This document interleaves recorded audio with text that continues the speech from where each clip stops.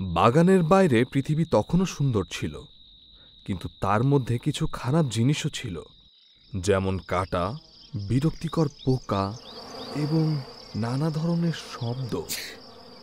অনেক পশুরা আর বন্ধুত্বপূর্ণ ছিল না, সহজে খাবার পাওয়া যেত না।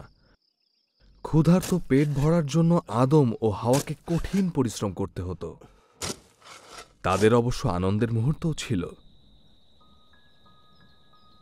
আদম তার স্ত্রী হাওয়ার কাছে গেলে তিনি গর্ভবতী হলেন, আর কাবিল নামে তার একটি ছেলে হল। তিনি বললেন, মাবুদ আমাকে একটি পুরুষ সন্তান দিয়েছেন। হাওয়া দুনিয়ার প্রথম শিশুর নাম রাখলেন কাবিল, যার অর্থ সম্পদ, আল্লাহর কাছ থেকে মূল্যবান সম্পদ।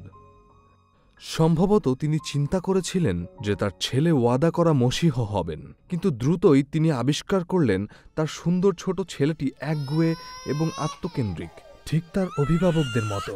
পরে যখন তাদের দ্বিতীয় ছেলে জন্ম নিল, হাওয়া তার নাম দিলেন হাবিল, যার অর্থ অসার।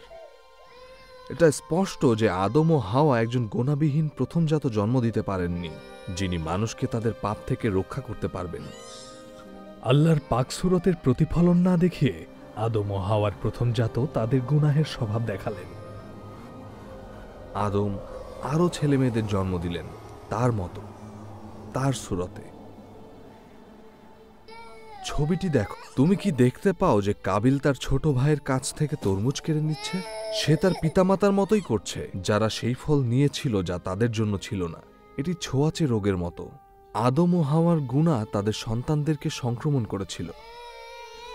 যখন আদম গুনাহ করেছিলেন, গুনাহ দুনিয়াতে প্রবেশ করল। আদমের গুনাহ মৃত্যু আনল, তাই মৃত্যু সকলের জন্য যারা গুনাহ করেছে।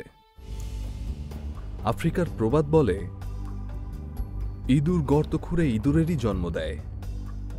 আরবের প্রবাদও আছে একই রকম। হাঁসের বাচ্চা সবগুলোই ভাসে। যখন আমাদের আদি পিতামাতা গুনাহ করেছেন, তখন তারা গাছ থেকে একটি ভাঙা ডালের মতো হয়েছেন।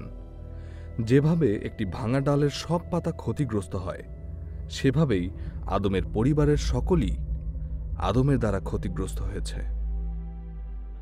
আদম মারা যাবার অনেক পরে নবী দাউদ লিখেছেন, জন্ম থেকেই আমি অন্যায়ের মধ্যে আছি, গুনাহের অবস্থাতেই আমি মায়ের গর্ভে ছিলাম।